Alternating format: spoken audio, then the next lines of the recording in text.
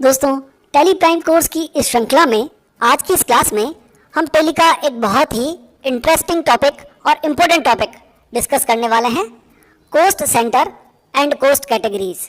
जी हाँ दोस्तों, किसी भी व्यापार को, किसी भी बिजनेस को रन करते में कई प्रकार की कॉस्ट हमें लगती है और यदि हम ये एनालाइज कर पाएँ कि हमारे व्यापार को चलाने के लिए हमें किस प्रकार की कॉस्ट लग रही है और किस हेड में कितना कॉस्ट हमें लग रहा है, तो हमारा बिजनेस बहुत अच्छी तरह से हम मैनेज कर पाएंगे। तो टैली में आप किसी भी हेड में कितना आप खर्चा कर रहे हैं और उसके अगेंस्ट में आपको कितना रेवेन्यू या कमाई हो रही है, इनकम हो रही है, उसे एनालाइज कर सकते हैं। और ऐसा करने के लिए आप कॉस्ट सेंटर्स यानी लागत केंद्र बनाकर आपके जितने भी खर्चे हो रहे हैं जो किसी हेड पर आप कर रहे होंगे, उस हेड वाइज हम कॉस्ट और रेवेन्यू को एनालाइज कर सकते हैं कि पर्टिकुलर किसी हेड में आपने कितना खर्चा किया है और उसके अगेंस्ट में हमें कितना प्रॉफिट जनरेट हो रहा है या कितनी कमाई हो रही है। हो सकता है आपके बिजनेस में अलग अलग प्रकार के डिपार्टमेंट हो, तो आप डिपार्टमेंट वाइज कॉस्ट सेंटर बनाकर उसको एनालाइज कर सकते हैं। जब कॉस्ट के साथ साथ हम रेवेन्यू को भी एनालाइज करते हैं तो उन्हीं कॉस्ट सेंटर्स को प्रॉफिट सेंटर्स के नाम से जाना जाता है। टैली प्राइम में आप प्रोजेक्ट वाइज एनालिसिस कर सकते हैं, डिपार्टमेंट वाइज एनालिसिस कर सकते हैं, या आप किसी प्रोडक्ट वाइज, आपके अलग अलग प्रोडक्ट हैं तो पर्टिकुलर किसी प्रोडक्ट वाइज भी इस तरह का एनालिसिस कर सकते हैं। तो ये जो कॉस्ट सेंटर और कॉस्ट कैटेगरीज हैं, ये एक प्रकार का MIS टूल है। इट मीन्स इन ऑप्शंस को यूज करने पर हमारे स्टॉक पर, हमारे GST पर या हमारे अकाउंट्स पर किसी प्रकार का कोई प्रभाव नहीं आता। केवल मैनेजमेंट को इंफॉर्मेशन मिलती है और उस इंफॉर्मेशन के माध्यम से मैनेजमेंट बेटर डिसीजंस ले सकते हैं। तो आज की इस क्लास में हम लोग कॉस्ट सेंटर और कॉस्ट कैटेगरीज को एक्सप्लोर करेंगे, सीखेंगे किस तरह से हमें कॉस्ट सेंटर्स को हमारे बिजनेस में अप्लाई करना है।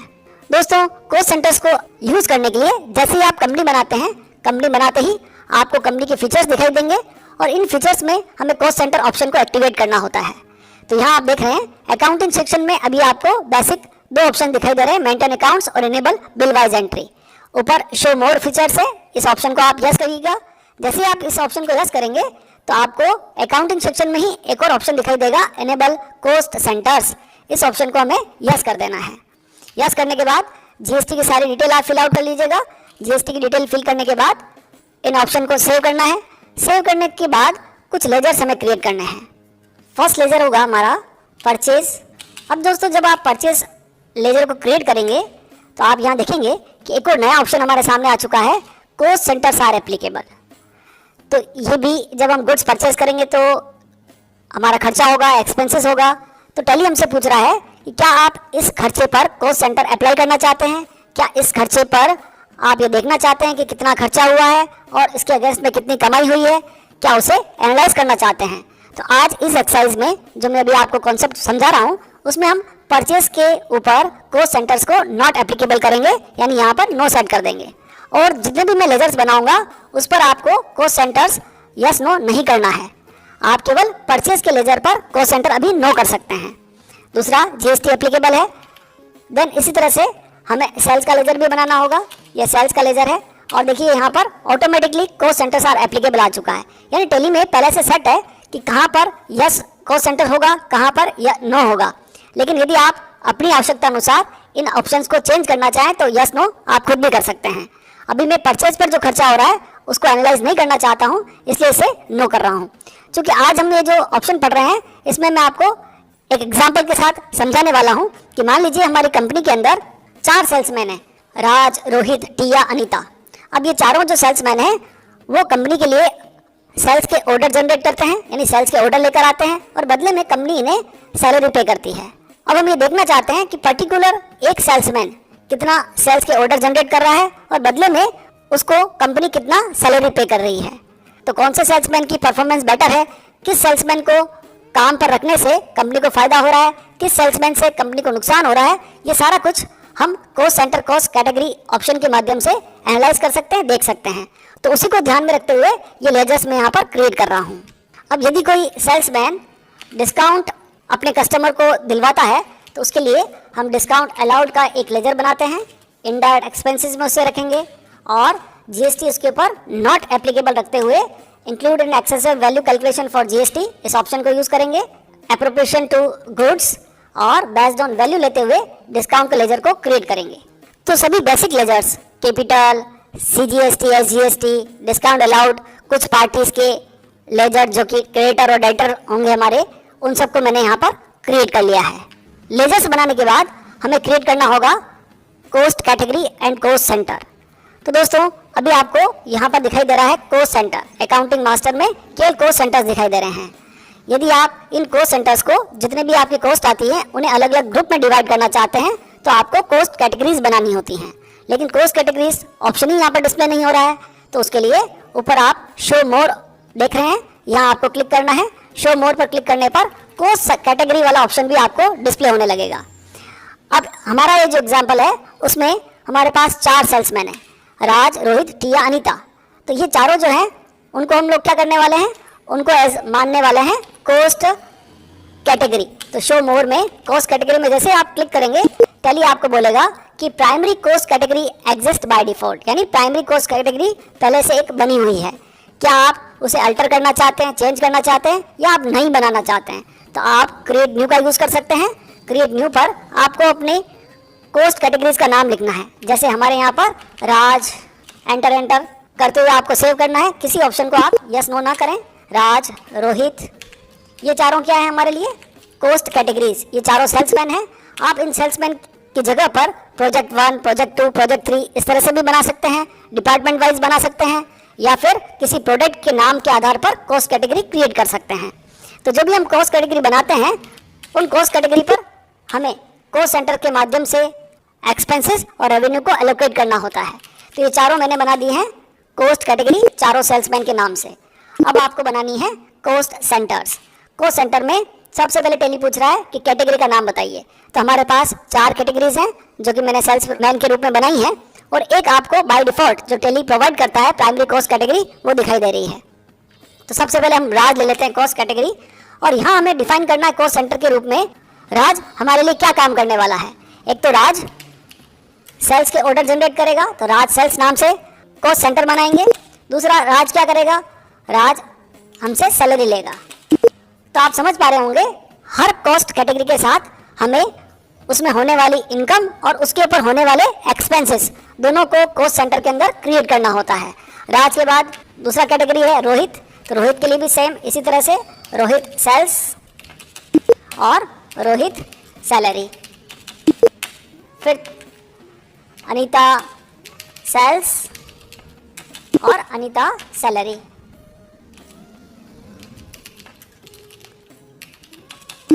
चौथा है हमारे पास टिया, तो टिया सेल्स और टिया सैलरी। कॉस्ट कैटेगरी और कॉस्ट सेंटर्स क्रिएट करने के बाद अब हम बनाएंगे स्टॉक ग्रुप और स्टॉक आइटम। तो ये जो बिजनेसमैन है ये बिस्किट का बिजनेस कर रहा है, इसलिए मैं एक ग्रुप बना रहा हूँ बिस्किट, और जीएसटी डिटेल को यस करते हुए इसका HSN कोड डाल देते हैं और टैक्सेबल दिखाएंगे इसको 5% के साथ। अब इसमें हम स्टॉक आइटम बना देते हैं। पहला स्टॉक आइटम मैं बना रहा हूँ यहाँ पर मैरीगोल्ड बिस्किट। यूनिट क्रिएट कर देते हैं बॉक्सेस, UQC बॉक्सेस, और जीएसटी रेट हम ग्रुप पर ऑलरेडी सेट कर चुके हैं। तो पहला हमारा आइटम बन गया है मैरीगोल्ड बिस्किट के लिए। दूसरा हम बनाते हैं क्रीम बिस्किट। सेम इसी तरह से बॉक्सेस यूनिट रहेगा और इसे भी हम सेव कर देंगे। अब इसके बाद हम वाउचर एंट्री पोस्ट करते हैं। फर्स्ट एंट्री हमारी गुड्स को परचेज करने के लिए है, और मान लीजिए हम कैश गुड्स परचेज कर रहे हैं। तो दोस्तों जब भी आप गुड्स कैश परचेज करते हैं तो अभी जीएसटी के साथ क्या ट्रीटमेंट होता है वो हम प्रीवियस क्लासेस में पढ़ चुके हैं, लेकिन फिर से मैं आपको एक बार बता देता हूँ कि यहाँ पर हम मैरीगोल्ड बिस्किट के 50 बॉक्सेस परचेज कर रहे हैं @ 3000 ईच। चूँकि ये लोकल ट्रांजेक्शन है इसलिए इस पर से जीएसटी एसजीएसटी चार्ज होगा, पर आप यहाँ देख पा रहे हैं कि टैक्स कैलकुलेट नहीं हो रहा है। तो ये टैक्स क्यों कैलकुलेट नहीं हो रहा है, क्योंकि हम कैश गुड्स परचेज कर रहे हैं। और जैसे ही आप गुड्स कैश परचेज करते हैं तो टैली जीएसटी का रजिस्ट्रेशन टाइप क्या दिखाता है, अनरजिस्टर्ड। और ऐसी कंडीशन में हमें या तो यहाँ पर किसी पार्टी का लेजर सेलेक्ट करना होता है, या फिर रेगुलर करते हुए जीएसटी नंबर यहाँ पर पुट करना पड़ता है। तो जैसे ही आप जीएसटी नंबर डालेंगे ऑटोमेटिकली इस ट्रांजेक्शन के साथ टैक्स कैलकुलेट होना चालू हो जाएगा। ये हमारा पहला ट्रांजेक्शन। दूसरा, हम फिर से गुड्स परचेज कर रहे हैं पतंजलि स्टोर से, और यहाँ पर हम परचेज कर रहे हैं cream biscuit 50 boxes at the rate 2500। यहाँ पर भी CGST HGST चार्ज होगा और इस एंट्री को भी हम सेव कर लेंगे। अब हम बात करेंगे सेल्स ट्रांजेक्शन्स की। यहीं से हमारा ये टॉपिक जो है वो काम करेगा। जब आप सेल्स की एंट्री पोस्ट करते हैं तो सिंपल एंट्रीज कैसे पोस्ट कर रहे हैं। मान लीजिए आपने कैश गुड सेल आउट किया है, पार्टी कैश सेल्स, और हम सेल आउट कर रहे हैं मैरीगोल्ड बिस्किट के 2 बॉक्सेस। अब यहाँ आप देखेंगे कि 2 बॉक्सेस हम सेल आउट कर रहे हैं 3500 पर, और ये लोकल ट्रांजेक्शन है इसलिए CGST HGST यहाँ पर चार्ज होगा। लेकिन इस ट्रांजेक्शन को सेव करने पर टेली कहीं पर भी हमें कोस्ट सेंटर या कोस्ट कैटेगरी की इन्फॉर्मेशन नहीं पूछता है।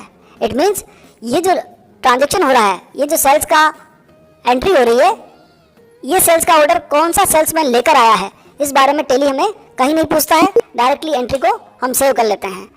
लेकिन हमें ये इन्फॉर्मेशन डालनी है ये सेल्स का ट्रांजेक्शन कौन सा सेल्समैन लेकर आया है। तो सेल्स वाउचर में कोस्ट सेंटर्स को एक्टिवेट करने के लिए आपको F12 प्रेस करना है, और F12 में select common ledger account for item allocation, इस आइटम एलोकेशन ऑप्शन को नो सेट करना है।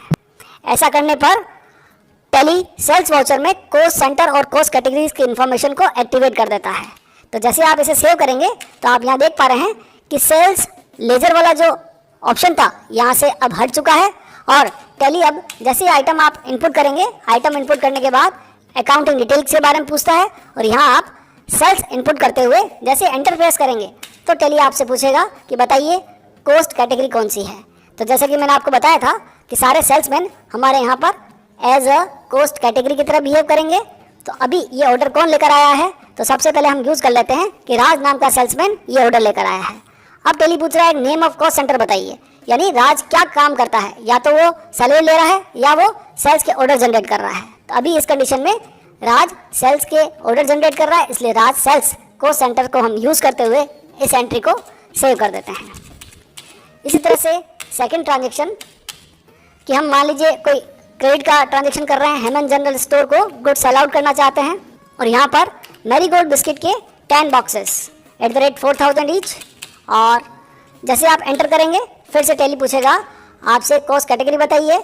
अब यहाँ पर जो कोस्ट कैटेगरी है, यानी यहाँ पर रोहित नाम का जो सेल्समैन है वो ऑर्डर लेकर आया है, तो रोहित कोस्ट कैटेगरी हो जाएगा और कोस्ट सेंटर रोहित सेल्स हो जाएगा। दूसरा आइटम इसी बिल में है क्रीम बिस्किट, उसके हम 5 बॉक्सेस सेल आउट कर रहे हैं 3500 ईच। क्या कर रहे हैं, सेल्स। तो अकाउंटिंग डिटेल में आपको सेल्स लेजर यूज़ करना है। देन कोस्ट कैटेगरी के अंदर रोहित ने क्या किया है, सेल्स, और CGST HGST लगाते हुए इस ट्रांजेक्शन को हम सेव कर लेते हैं। सेम इसी तरह से हम एक और ट्रांजेक्शन पोस्ट करते हैं कैश सेल्स का, और इस ट्रांजेक्शन पर मैं आपको डिस्काउंट अप्लाई करना बताने वाला हूं कि कई बार हो सकता है आपका सेल्समैन अपने कस्टमर को डिस्काउंट ऑफर करे, तब हमें कोस्ट सेंटर्स के साथ किस तरह से उसका ट्रीटमेंट करना होगा। हम सेल आउट करने वाले हैं मैरीगोल्ड बिस्किट के 10 boxes at the rate 4000 each. अब दोस्तों यहाँ पर टेली हमसे पूछ रहा है कि ये कौन सा कोस्ट कैटेगरी होगा, तो यहाँ हमारी कोस्ट कैटेगरी है टिया। टिया ने क्या किया है, टिया ने सेल्स करवाया है और उसने अपने कस्टमर को 10% डिस्काउंट ऑफर किया है। तो आपको इस लाइन से बाहर निकलना है, एंटर प्रेस करना है, डिस्काउंट अलाउड का लेजर यूज़ करना है, माइनस के साथ रेट लिखना है डिस्काउंट का। आप देखेंगे 40,000 में से 4,000 माइनस हो चुका है, 36,000 की इनवॉइस तैयार हो रही है। अब जैसे आप एंटर प्रेस करेंगे फिर से टेली पूछेगा कि ये डिस्काउंट कौन दिलवा रहा है, तो टिया यहाँ पर डिस्काउंट ऑफर कर रही है, किस पर, सेल्स पर, तो टिया सेल्स। और CGST HGST हम लोग चार्ज करेंगे, लोकल ट्रांजेक्शन है। इस तरह से एक ट्रांजेक्शन में और पोस्ट कर लेता हूँ हेमंत जनरल, और इनको हम सेल आउट कर रहे हैं मैरीगोल्ड बिस्किट के 8 boxes at the rate 4000 each. Sales कौन ऑर्डर लेकर आया, तो अनीता नाम का जो कॉस्ट कैटेगरी है उसे सेलेक्ट कीजिएगा, अनीता सेल्स। और एक और आइटम है cream biscuit 5 boxes at the rate 3500 each. Cost category होगा अनीता, और अनीता ने क्या किया है, अनीता सेल्स, CGST और HGST। अब हो सकता है कि कुछ गुड्स सेल्स रिटर्न के रूप में आपके पास फिर से लोड करा जाए, तो उसकी एंट्री हमें क्रेडिट नोट में पास करनी होती है ऑर्डर के साथ F6। अब किसने गुड्स लौटाया है, मान लीजिए हेमंत जनरल स्टोर आपको गुड्स वापस रिटर्न करता है। मैरीगोल्ड बिस्किट के 3 बॉक्सेस फिर से लोड करा रहे हैं, जो कि हमने सेल आउट किए थे 4000 के हिसाब से। अब यहाँ पर अकाउंटिंग डिटेल में हमें सेल्स रिटर्न लेजर का यूज़ करना है, और टेली आपसे पूछेगा कि ये किस सेल्समैन का ऑर्डर था जो फिर से लोड करा गया। सेल्स रिटर्न कंपनी के लिए एक तरह से नुकसान होता है, इसलिए उसका भी हमें रिकॉर्ड रखना होगा। तो ये जो हमने हेमंत जनरल स्टोर को सेल आउट किया था, तो वहाँ पर 2 एंट्रीज हमने पोस्ट की थी। तो फर्स्ट एंट्री के अंदर रोहित ने गुड्स को सेल आउट किया था, तो ये रोहित नाम का जो सेल्समैन था उसका ऑर्डर फिर से लोड करा रहा है, इसलिए मैं यहाँ पर रोहित कॉस्ट कैटेगरी का यूज़ करूँगा और कॉस्ट सेंटर रोहित सेल्स लेते हुए इस एंट्री को पोस्ट करूँगा। तो CGST HGST फिर से यहाँ पर चार्ज होगा। आपको नीचे प्रोवाइड GST डिटेल के अंदर सेल्स रिटर्न आप ले सकते हैं, और डेबिट नोट नंबर 1 डालते हुए डेट यहाँ पर इनपुट करते हुए इस एंट्री को हम सेव कर लेते हैं। आप यहाँ देख पा रहे हैं कि इस हेमंत जनरल स्टोर जो पार्टी है उसके 2 बिल पेंडिंग चल रहे हैं। बिल नंबर 2 से हम इसको एडजस्ट करते हुए सेव कर लेते हैं। तो ये सारे क्या हो गए, सेल्स के ट्रांजेक्शन। इट मीन्स जितने भी सेल्समैन थे उन्होंने कौन कौन से ऑर्डर जनरेट करे हैं वो सारी इन्फॉर्मेशन हमने अपने सिस्टम में रिकॉर्ड कर ली है। अब इसके अगेंस्ट हमें एक्सपेंसेस भी बुक करने होते हैं। मान लीजिए अब हम अपने सेल्समैन को सैलरी पे कर रहे हैं, तो मैं यहाँ पर डेट चेंज कर लेता हूँ। सैलरी पे कर रहे हैं हम, पेमेंट वाउचर में सैलरी अकाउंट डेबिट 15,000। जैसे ही आप सैलरी अकाउंट को डेबिट करेंगे, टैली आपसे पूछेगा कि आप ये सैलरी कौन से सेल्समैन को दे रहे हैं। तो उसके लिए कॉस्ट कैटेगरी और कॉस्ट सेंटर हमें फिर से सेलेक्ट करना होगा। हम फर्स्ट ले लेते हैं राज कॉस्ट कैटेगरी, और राज हमारा सेल्समैन है और इसको हम क्या कर रहे हैं, सैलरी पे कर रहे हैं। तो सेल्स की जगह अब हम लेंगे राज सैलरी कॉस्ट सेंटर का यूज़ करते हुए इस एंट्री को पोस्ट करेंगे। आप कैश और बैंक लेजर का यूज़ करते हुए इस एंट्री को सेव कर सकते हैं। दोस्तों आपको कॉन्सेप्ट समझ में आ रहा होगा। एक बार हम लोगों ने जितने भी हमारे सेल्समैन थे उनसे रिलेटेड इनकम को कॉस्ट सेंटर के माध्यम से सिस्टम में इनपुट कर दिया, और अब हम उनसे रिलेटेड जितने भी एक्सपेंसेस हैं उन्हें बुक कर रहे हैं, ताकि हम कॉस्ट और रेवेन्यू को एनालाइज कर सकें। अब सेम एंट्री मुझे चारों सेल्समैन के लिए करनी है, तो एंट्रीज को रिपीट करने के लिए आप कंट्रोल के साथ R प्रेस करेंगे और फिर से सेम एंट्री को हमको पोस्ट करना है। अब सेकंड में ले लेता हूँ Rohit salary. Third entry control R 15,000। Next हम ले लेते हैं टिया सैलरी, और लास्ट एंट्री हम पोस्ट करेंगे अनीता के लिए, अनीता सैलरी। इस तरह से चारों के लिए और भी कोई एक्सपेंसेस हैं वो भी आप इस तरह से बुक कर सकते हैं। और उसके बाद यदि हम इससे रिलेटेड स्टॉक समरी देखते हैं, तभी हमारे पास 63 बॉक्सेस बिस्किट्स रखे हुए हैं, और अगर GSTR रिपोर्ट देखते हैं, GSTR 1 6,900 शो कर रहा है टैक्स अमाउंट, और GSTR 2 हमें शो कर रहा है 13,750।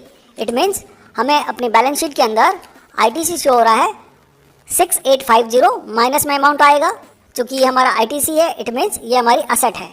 लेकिन आज का हमारा जो टॉपिक है वो टॉपिक है कॉस्ट सेंटर। तो अब कॉस्ट सेंटर रिपोर्ट्स को कैसे देखा जाता है, उसके लिए गेटवे ऑफ टैली में ही आपको डिस्प्ले मोर रिपोर्ट्स में जाना है। यहाँ से आपको मिलेगा स्टेटमेंट ऑफ अकाउंट्स में cost centres, then category summary. जैसे आप कैटेगरी समरी में जाएंगे, यहाँ आपको रिपोर्ट डिस्प्ले होगी। अब हमारे पास 4 कॉस्ट कैटेगरीज थी, अनीता, राज, रोहित और टिया। जैसा कि मैंने आपको शुरुआत में बताया, आप इनको प्रोजेक्ट वाइज भी एनालिसिस कर सकते हैं। Project 1, project 2, project 3, project 4। Project 1 में आपका कितना एक्सपेंडिचर है, प्रोजेक्ट 1 से आपको कितना रेवेन्यू जनरेट हो रहा है, उस हिसाब से भी इसको आप देख सकते हैं। अब इस रिपोर्ट को कैसे रीड किया जाता है, तो अनीता जो सेल्समैन है उस पर कंपनी ने एक्सपेंसेस किया है 15,000। जो अमाउंट डेबिट साइड में आ रहा है वो कंपनी का एक्सपेंडिचर है, जो अमाउंट क्रेडिट साइड में आ रहा है वो इस सेल्समैन ने ऑर्डर जनरेट करवाए हैं। इट मीन्स इस सेल्समैन से कंपनी को इनकम जनरेट हुई है। तो यदि हम फर्स्ट अनीता का रिकॉर्ड देखते हैं, तो 15,000 हमने इसको सैलरी पे की थी, और 49,500 के इसने सेल्स के ऑर्डर जनरेट करवाए हैं। इट मीन्स क्लोजिंग बैलेंस में आप देख पा रहे हैं 34,500 आ रहा है। तो कंपनी इस सेल्समैन से अभी 34,500 के प्रॉफिट में है। इस तरह से सेकेंड हमारा जो सेल्समैन था राज, उस पर भी कंपनी ने 15,000 का एक्सपेंसेस किया है एज अ सैलरी, लेकिन इसने कंपनी को 7,000 के ही सेल्स ऑर्डर जनरेट करवाए हैं। इट मीन्स कंपनी को इस पर्सन से, इस सेल्समैन से नुकसान हो रहा है। क्लोजिंग बैलेंस के रूप में डेबिट बैलेंस आ रहा है। इट मीन्स इस पर्सन से कंपनी को लॉस हो रहा है। नेक्स्ट है रोहित पर आप देखिए 27,000 का एक्सपेंसेस दिखाई दे रहा है। क्यों दिखाई दे रहा है? 15,000 तो सैलरी का अमाउंट है और 12,000 एक पार्टी का गुड्स रिटर्न हो गया था, सेल्स रिटर्न भी कंपनी के लिए लॉस होता है, इसलिए इसी सेल्समैन के एक्सपेंसेस में उसको भी काउंट किया गया है। लेकिन इसने कंपनी को 57,500 के सेल्स ऑर्डर जनरेट करवाए हैं, इसलिए कंपनी 30,500 के इस पर्सन से प्रॉफिट में है। लास्ट टिया पर 19,000 डेबिट बैलेंस आ रहा है, 15,000 तो सैलरी का और 4,000 इसने अपने कस्टमर को डिस्काउंट ऑफर किया था, तो डिस्काउंट भी कंपनी के लिए लॉस है और वो भी इस सेल्समैन के अकाउंट में ऐड हो जाता है। लेकिन इसके अगेंस्ट में इसने 40,000 के सेल्स के ऑर्डर जनरेट करवाए हैं, इट मीन्स कंपनी 21,000 के प्रॉफिट में है। तो दोस्तों इस रिपोर्ट से कंपनी को, मैनेजमेंट को डिसीजन लेने में आसानी होती है, इसीलिए इसे MIS tool, management information system कहा जाता है। इस रिपोर्ट से कंपनी या मैनेजमेंट ये तय कर सकता है कि किस सेल्समैन को उन्हें आगे कंटिन्यू करना है, किस सेल्समैन की सैलरी में इंक्रीमेंट करना है, किसे बोनस देना है, किसे इंसेंटिव देना है, किसे फायर आउट करना है, किसे वार्निंग देनी है। ये सारे डिसीजन लेने में कंपनी को हेल्प होती है। इसलिए जब हम टैली प्राइम में इस ऑप्शन को एक्टिवेट करते हैं तो इस ऑप्शन से हमारे स्टॉक, GST या अकाउंट्स पर कोई इफेक्ट नहीं आता। मुझे आशा है, उम्मीद है आपको एक कॉन्सेप्ट समझ में आया होगा। आप अपनी नीड के अकॉर्डिंग इसे अपने बिजनेस के हिसाब से यूज़ कर सकते हैं। यदि आज का हमारा वीडियो आपको पसंद आया हो, उपयोगी लगा हो, ज्ञानवर्धक लगा हो, तो आप इसे ज़रूर लाइक करें, शेयर करें और कमेंट करें। आज की क्लास में इतना ही, मिलते हैं अगली क्लास में। तब तक के लिए खुश रहिए, सीखते रहिए, सिखाते रहिए। वीडियो देखने के लिए आपका बहुत बहुत धन्यवाद।